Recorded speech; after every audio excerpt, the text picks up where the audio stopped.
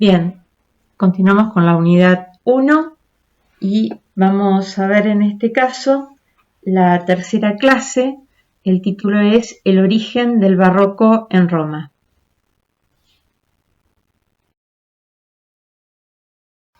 El origen del barroco está muy relacionado con un tema religioso. En Europa del siglo XVI, entonces Martín Lutero plantea una serie de cuestionamientos a la Iglesia romana, ¿no? Lutero es un monje alemán, y entonces estos cuestionamientos son a la Iglesia de Roma, gobernada por el Papa. Esto va a producir finalmente la separación de varias partes de Europa de la Iglesia romana. Entonces vemos cómo queda constituido el mapa de Europa en términos de religión después de este cisma. Entonces vemos toda la parte naranja, que es la Europa católica. La parte verde se va a convertir en luterana, se separa de Roma. La parte amarilla en calvinistas, también separados de la Iglesia romana. Y por último, los anglicanos, que es los que están pintados de rojo. Bueno, a raíz de estos planteamientos de los países protestantes, se celebra entre 1545 y 1563 en la ciudad de Trento, que queda al norte de Italia, un concilio, que es una reunión de obispos de todo el mundo. En este concilio se van a rever las verdades de fe sostenidas por la Iglesia desde la época de los apóstoles, y se va a reafirmar entonces la Iglesia católica en su fe. En ese sentido, va después de este embate, ¿verdad?, sufrido especialmente por Lutero, va a salir triunfante la Iglesia católica en esa reafirmación de la fe sostenida desde la época de los apóstoles. En este sentido, el arte barroco va a tener una expresión de triunfo, que va a ser un triunfo espiritual, porque, como enseña esta escultura, ¿verdad?, que es del barroco sevillano, se llama El Señor del Gran Poder, y el poder de la Iglesia Católica no es un poder económico, un poder temporal, sino el poder que se refiere al alcanzar la salvación a través de la cruz de Cristo, del mensaje del Evangelio. Y ese mensaje es el que se reafirma en el Concilio de Trento. Vamos a ver en dos obras pictóricas, dos pinturas, vamos a comparar un poco la sensibilidad propia del Renacimiento y la sensibilidad propia del arte barroco. Entonces,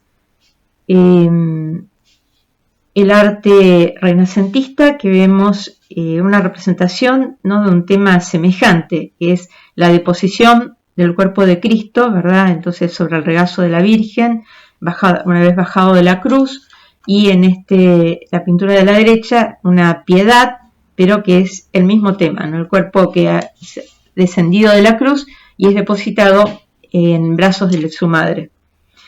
Bueno, vemos en el tema la representación de la izquierda, cómo la sensibilidad renacentista lo que busca es transmitir equilibrio, armonía, serenidad, mientras que la pintura barroca busca transmitir dramatismo,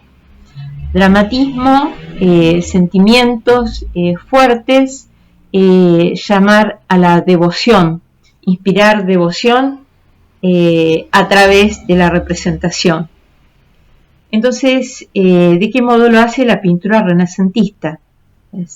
Vemos esa armonía en la distribución de las figuras, ese equilibrio con respecto al eje central, cómo hay una armonía de colores que no son contrastantes, sino como muy, hay una relación suave de combinación armónica entre esos colores, y cómo se puede singularizar claramente cada una de las figuras representadas. En cambio, en la representación barroca vemos que hay una compenetración entre las figuras, no están distribuidas de modo independiente en el espacio, y un contraste muy fuerte entre luces y sombras, también con ese sentido dramático que se quiere dar a la representación, donde se transmitan entonces sentimientos profundos, sentimientos fuertes. Hay una exaltación del eje central de la pintura, ¿verdad? Entonces están conformadas las figuras como un triángulo, como una pirámide, que entonces tienen su punto más elevado en el centro en el eje central de la representación. Acá entonces otras dos pinturas, la de la izquierda pertenece al Renacimiento, la de la derecha al Barroco. Piero de la Francesca, el pintor renacentista, representa el bautismo de Cristo en 1448. Y vemos otra vez esa serenidad, ese equilibrio, esa armonía de las formas, de los colores, y esa representación independiente de cada una de las figuras. Mientras que en la derecha vemos esa teatralidad, esa representación imaginativa de los personajes, donde hay una compenetración entre los personajes que se entrelazan con una mayor unidad en esta segunda obra, donde vemos ese contraste entre luz y sombra, especialmente por el fondo oscuro, ¿verdad? O las sombras que están por debajo de las figuras, cómo se conforman en un movimiento circular estas figuras. Hay también entonces acudir a los sentimientos del espectador en esa representación muy realista, donde el apóstol Tomás mete su mano dentro de la llaga de Cristo resucitado. Bueno, vamos entonces a hablar de la iglesia del Jesús. No es una iglesia barroca, sino que es una iglesia de transición entre el Renacimiento y el Barroco, donde vamos a ver que aparecen elementos que van a dar lugar a ese posterior Barroco. Bueno, entonces esta iglesia del Jesús, realizada en Roma, en el barrio de La Piña, es la iglesia central de los jesuitas, y en ella participan dos grandes arquitectos entonces de la época, que son Vignola para el diseño de la planta y Giacomo della Porta para el diseño de la fachada. Vemos que esta iglesia entonces está situada en una pequeña plaza, entonces que desde la construcción de esta iglesia, se la conoce como la Plaza del Jesús. Ahora vamos a tratar el tema de la planta. Entonces, esta planta, que tiene forma de cruz latina, tiene una disposición muy original, que es de planta de salón, o sea, una planta de una única nave, una nave muy ancha. Entonces, esta disposición se inspira en una planta de una iglesia realizada por Alberti, ¿verdad?, en Padua. Y vemos entonces las características principales. Decimos que esta planta única tiene que ver con un sentido funcional que prima en el diseño de esta iglesia. Planta única con un transepto de brazos muy cortos y que están contenidos dentro de la planta rectangular de la iglesia. Y a los lados de la planta única se encuentra una disposición de capillas laterales. Vamos a ver entonces, a señalar esta nave única, que está terminada con un ábside semicircular. El transepto de brazos cortos, que posee un crucero coronado entonces por un tambor sostenido por pechinas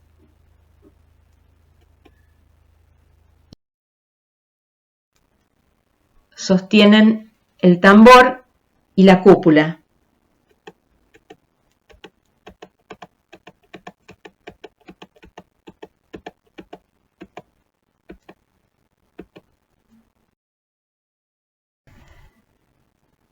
Vemos ahora entonces la fachada de Santa María Novella, que es una iglesia, ¿verdad?, de Alberti, entonces que tiene un cuerpo inferior que se une con el cuerpo superior a través de dos volutas. Esta solución va a ser adoptada también por Giacomo, el realizador de la fachada.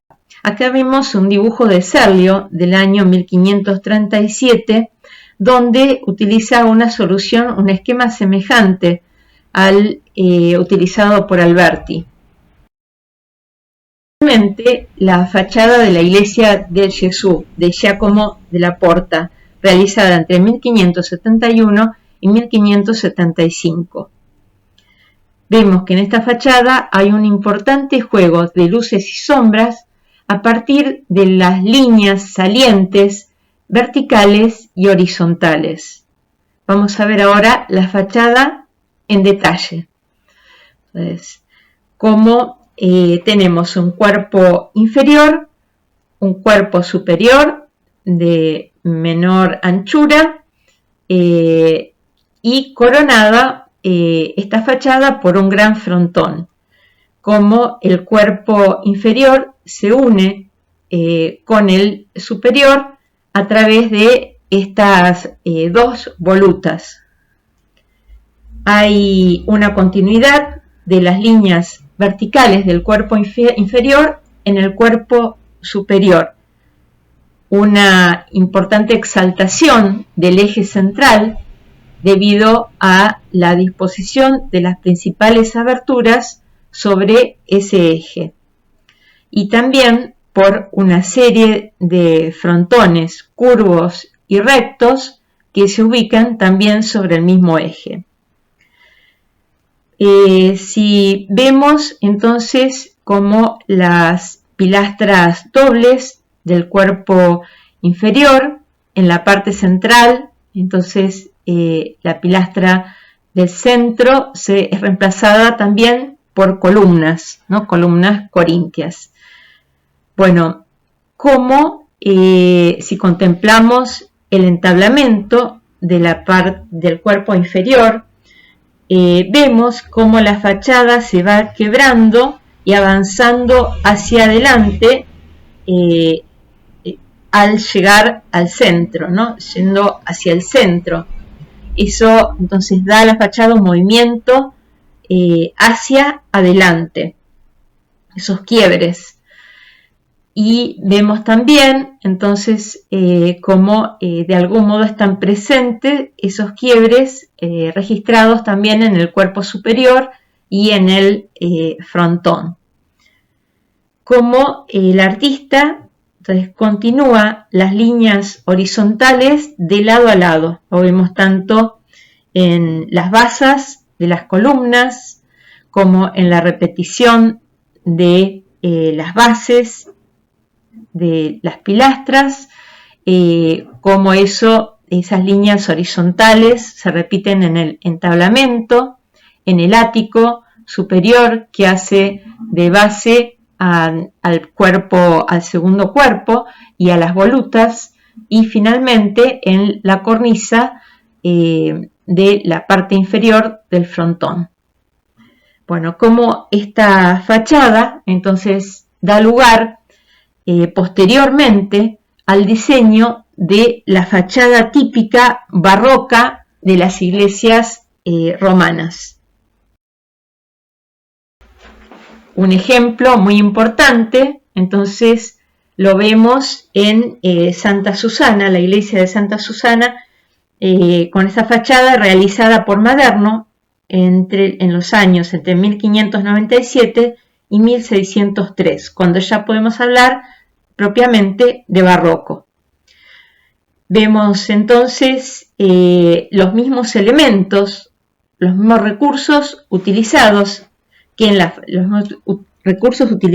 que utiliza Giacomo della Porta en la fachada del Gesù, utilizados en esta iglesia de Santa Susana, entonces ya propiamente barroca, donde vemos entonces el cuerpo inferior, el cuerpo superior, la continuidad entre uno y otro, esa unión de los cuerpos a través de las volutas, la coronación por el frontón, la exaltación del eje superior a través de la disposición de las aberturas sobre ese eje, y también por esa sucesión de frontones rectos y curvos sobre el mismo eje.